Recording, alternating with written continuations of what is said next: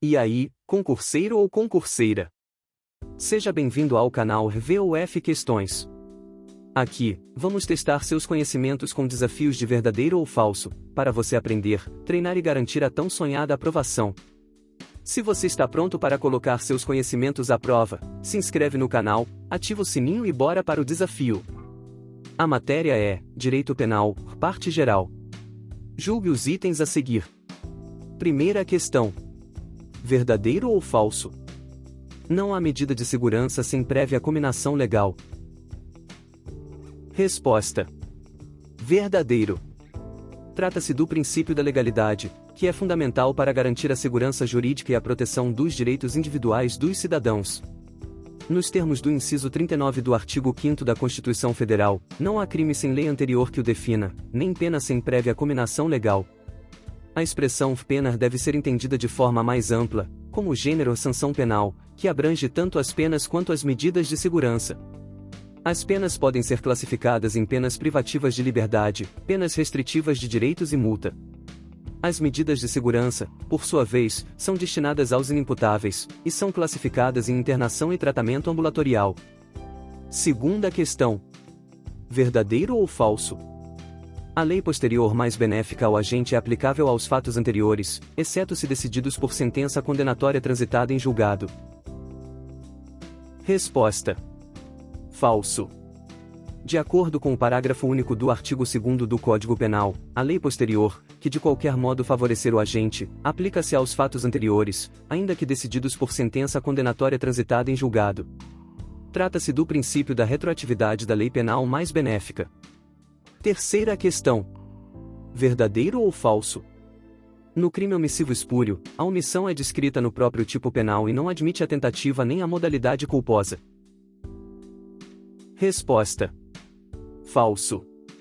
O enunciado conceituou o crime omissivo próprio, cuja omissão é descrita no próprio tipo penal e, de fato, não admite tentativa nem a modalidade culposa.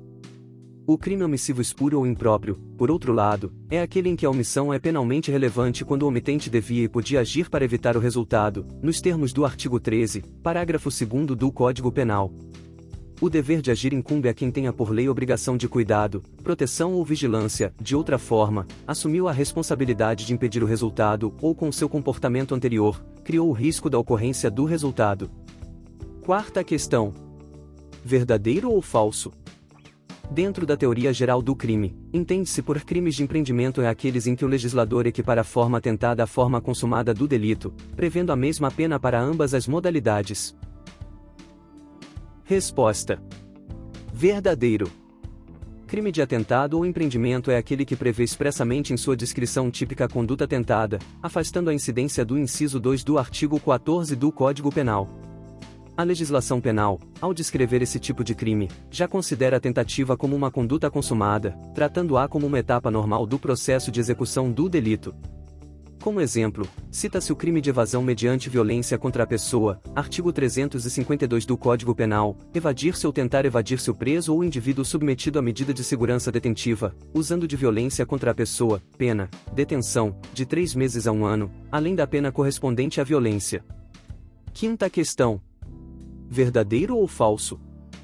O dolo direto de segundo grau está presente quando o agente tem consciência do risco criado por seu comportamento, considera seriamente sua realização e se conforma com o resultado lesivo. Resposta. Falso. O enunciado abordou o conceito de dolo eventual. O dolo direto de segundo grau ou dolo de consequências necessárias é uma forma específica de dolo que ocorre quando o agente tem consciência de que os resultados colaterais, ou consequências necessárias, são inevitáveis ou imprescindíveis para a obtenção de seu fim desejado, e mesmo assim, decide agir em busca desse fim, assumindo os riscos desses efeitos colaterais. Sexta e última questão. Verdadeiro ou falso? Nos crimes cometidos sem violência ou grave ameaça à pessoa, é possível a aplicação do instituto do arrependimento posterior caso o dano seja reparado integralmente, por ato voluntário do agente, até a prolação da sentença. Resposta. Falso.